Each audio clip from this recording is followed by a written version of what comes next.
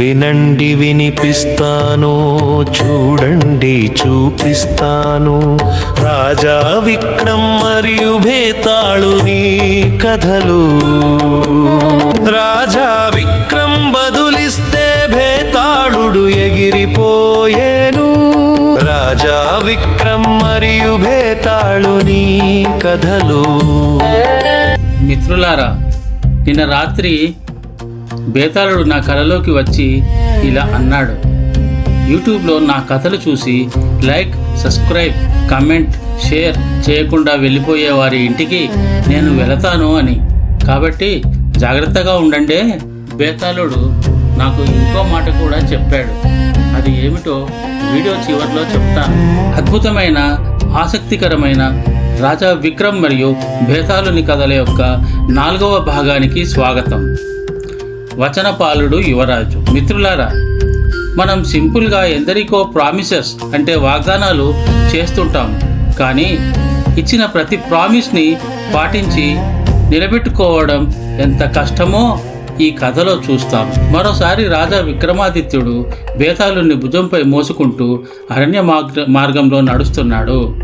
అప్పుడే బేతాళుడు ఒక ఆలోచనకు దారితీసే కథ చెప్పాడు. ఒక రాజ్యంలో ఒక యువరాజు ఉండేవాడు. అతడు ఇచ్చిన మాటకు ప్రాణాల కన్నా ఎక్కువ విలువ ఇస్తాడని పేరు పొందాడు. ఒకరోజు అతడు ఒక మహర్షికి వాగ్దానం చేశాడు. మీరు చెప్పిన రోజున, చెప్పిన చోటకి నేను తప్పక వస్తాను అని. ఆ రోజే యువరాజు ఘోరమైన ప్రమాదంలో పడ్డాడు. అతని ప్రాణాలు ప్రమాదంలో ఉన్నాయి. అతని మంత్రులు, వైద్యులు చెప్పారు, ఈ స్థితిలో బయటికి వెళ్తే మీ జీవితానికి ప్రమాదం అని. యువరాజు ఒక క్షణం ఆలోచించాడు.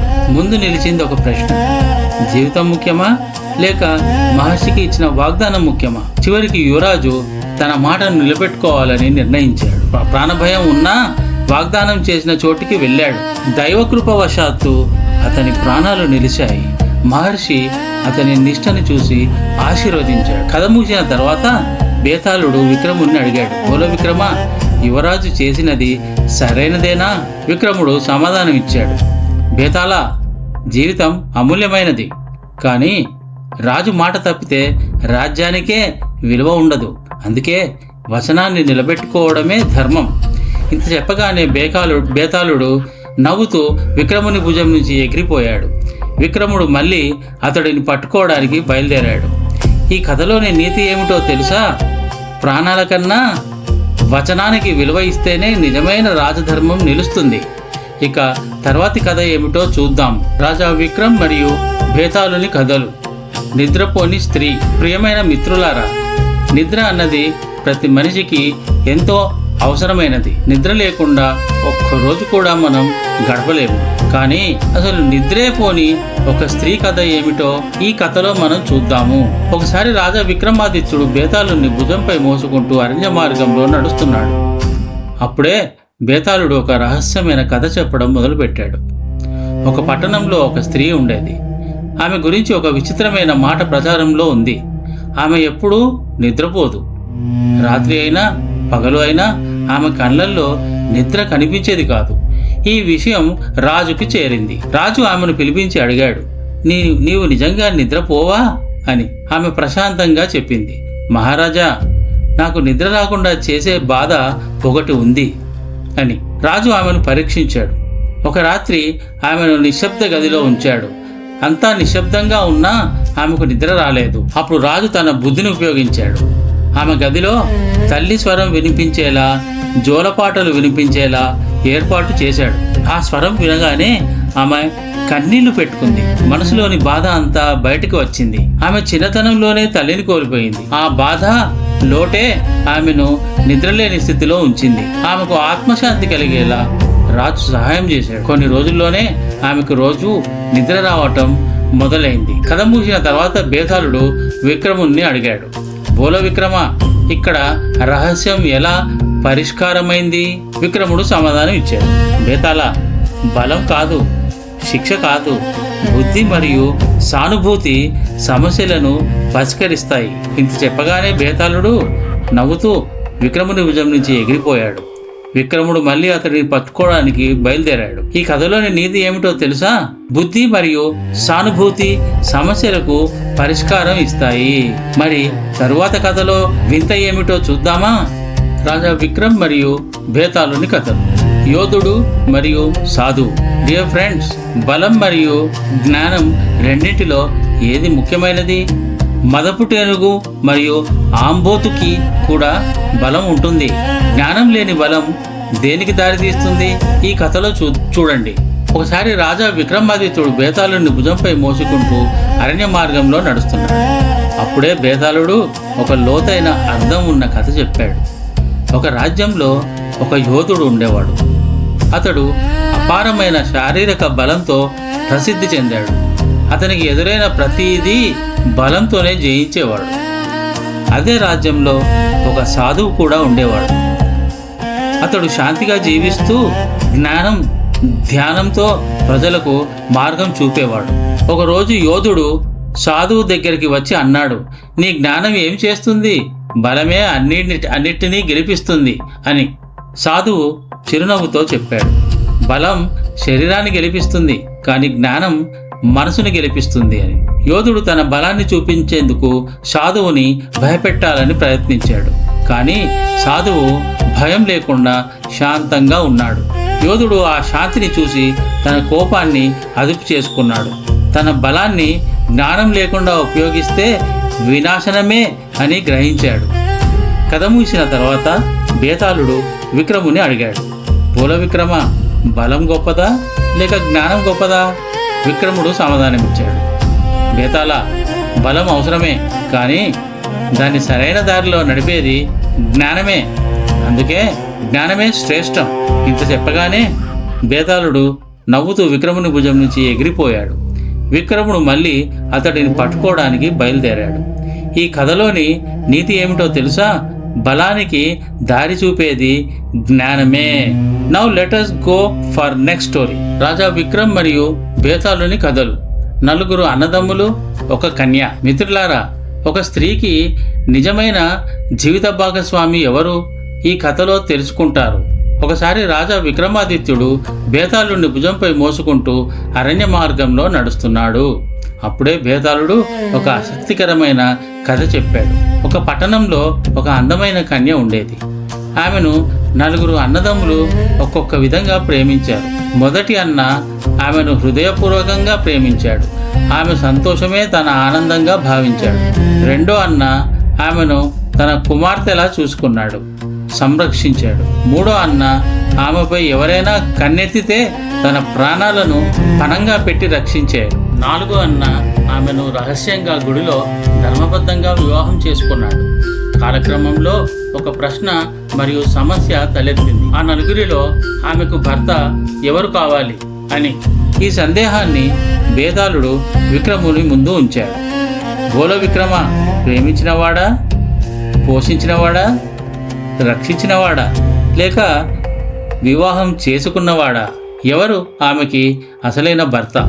విక్రముడు క్షణం ఆలోచించి సమాధానం చెప్పాడు. బేతాళ, ప్రేమ, పోషణ, రక్షణ ఇవి అన్నీ గొప్ప గుణాలే. ఒక స్త్రీ జీవితంలో అవి వివిధ వ్యక్తుల ద్వారా లభిస్తాయి. కానీ ధర్మబద్ధమైన భార్యాభర్తల బంధం అగ్నిసాక్షిగా చేసుకునే వివాహంతోనే ఏర్పడుతుంది. అందుకే ఆమె భర్త వివాహం చేసుకున్నవాడే. ఇంత చెప్పగానే బేతాళుడు నవ్వుతూ విక్రముని భుజం నుంచి ఎగిరిపోయాడు. విక్రముడు మళ్ళీ అతడిని పట్టుకోవడానికి బయలుదేరాడు. ఈ కథలోని నీతి ఏమిటో తెలుసా? స్త్రీకి సహాయం చేసే గుణాలు గొప్పవే, కానీ భర్త అనే హక్కు ధర్మబద్ధమైన వివాహంతోనే వస్తుంది. ఈ విషయంలో మీ అభిప్రాయం ఏమిటో కామెంట్ చేసి చెప్పండి. చలో అబ్ నెక్స్ట్ కహాని. రాజా విక్రమ్ మరియు బేతాళుని కథలు. దానవీరుడు రాజు. దానం స్వీకరించే వారి ఆశకు అంతు ఉండాలి. అలాగే దానం చేసేవారికి కూడా ఒక హద్దు ఉండాలి. ఏమంటారు? ఒకసారి రాజా విక్రమాదిత్యుడు బేతాళుని భుజంపై మోసుకుంటూ అరణ్య మార్గంలో నడుస్తున్నాడు. అప్పుడే బేతాళుడు ఒక మహత్తరమైన కథ చెప్పడం మొదలుపెట్టాడు. ఒక రాజ్యంలో ఒక దానవీరుడు రాజు ఉండేవాడు. ఎవరైనా అవసరంతో వచ్చినప్పుడు ఖాళీ చేతులతో వెళ్ళనిచ్చేవాడు కాదు. ఒకరోజు ఒక సాధువు రాజు దానాన్ని పరీక్షించాలనుకున్నాడు. మొదట ధనం అడిగాడు. రాజు ఆనందంగా ఇచ్చాడు. తర్వాత రాజ్యపు హస్తి అనగా ఏనుగు కావాలని అడిగాడు. రాజు సంకోచం లేకుండా దానం చేశాడు. ఆ తర్వాత గుర్రాలు, రథాలు, చివరికి మహల్ కూడా అడిగాడు. రాజు అన్నిటినీ ఇచ్చేశాడు. చివరికి సాధువు అడిగాడు, రాజా, ఇప్పుడు నీ దగ్గర ఏం మిగిలింది? రాజు చిరునవ్వుతో చెప్పాడు, నా శరీరం, నా ధర్మం, నా కర్మ తప్ప ఇంకేమీ లేదు అని. అప్పుడే సాధువు తన నిజరూపం చూపించాడు. రాజా, నీవే నిజమైన దానవీరుడు. ఎవరు తీసుకోలేని దానాన్ని, చెయ్యలేని పనిని నీవు చేశావు. ఈ కథ చెప్పిన తర్వాత బేతాళుడు విక్రముణ్ణి అడిగాడు, బోల విక్రమ, తన వద్ద ఏమీ లేకపోయినా రాజు ఎలా మహానుడయ్యాడు? విక్రముడు సమాధానమిచ్చాడు, బేతాళ, సంపద రాజుని గొప్పవాడిని చేయదు. త్యాగం, ధైర్యం, కరుణ అతడిని మహానుడిగా చేశాయి. ఇంత చెప్పగానే బేతాళుడు నవ్వుతూ విక్రముని భుజం నుంచి ఎగిరిపోయాడు. విక్రముడు మళ్ళీ అతడిని పట్టుకోవడానికి బయలుదేరాడు. ఈ కథలో నీతి ఏమిటో తెలుసా? కరుణ, ధైర్యం, త్యాగమే నిజమైన సంపద. అదే రాజుని మహానుడిగా చేస్తుంది. మీ రియాక్షన్ కామెంట్ ద్వారా చెప్పండి. ఓకే, నెక్స్ట్ రాజా విక్రమ్ మరియు బేతాళుని కథలు. చతుర దొంగ. మిత్రులరా, ఎంతటి క్రూర స్వభావం ఉన్న వారిలో అయినా కించిత్తు జాలిగుణం దాగి ఉంటుంది. ఆ విషయం ఈ కథలో చూస్తారు. ఒకసారి రాజా విక్రమాదిత్యుడు బేతాళుని భుజంపై మోసుకుంటూ అరణ్య మార్గంలో నడుస్తున్నాడు. అప్పుడే బేతాళుడు ఒక బోధనాత్మక కథ చెప్పాడు. ఒక నగరంలో ఒక చతురుడైన దొంగ ఉండేవాడు.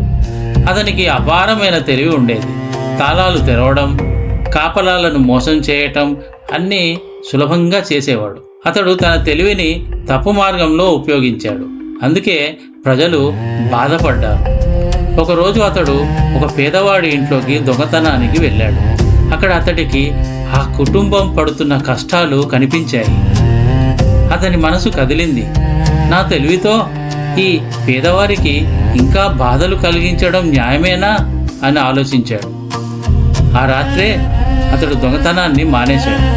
తన తెలివిని పేదలకు సహాయం చేయడంలో వాడాలని నిర్ణయించాడు. కాలక్రమంలో అతడు ప్రజలకు ఉపయోగపడే వ్యక్తిగా మారాడు. కథ ముగిసిన తర్వాత బేతాళుడు విక్రముణ్ణి అడిగాడు, బోలో విక్రమ, శత్రుడైన దొంగ ఎందుకు మారాడు?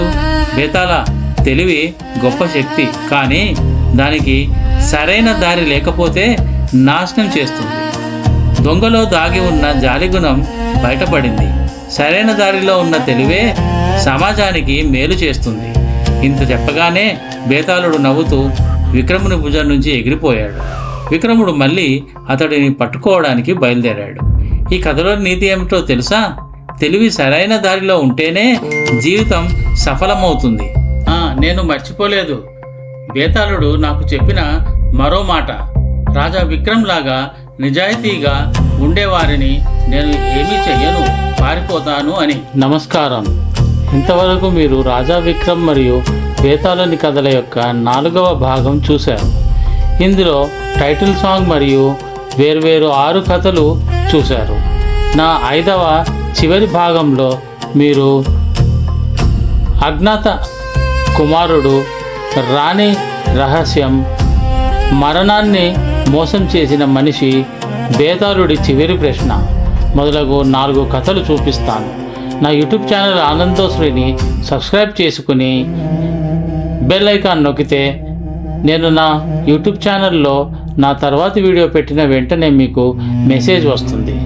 నా ఈ ప్రయత్నం మీకు నచ్చితే దయచేసి నా వీడియోని లైక్ చేయండి, షేర్ చేయండి, కామెంట్ రూపంలో మీ అభిప్రాయాన్ని కూడా చెప్పండి. ధన్యవాదాలు. మరి ఇక నెక్స్ట్ పార్ట్లో కలుద్దామా?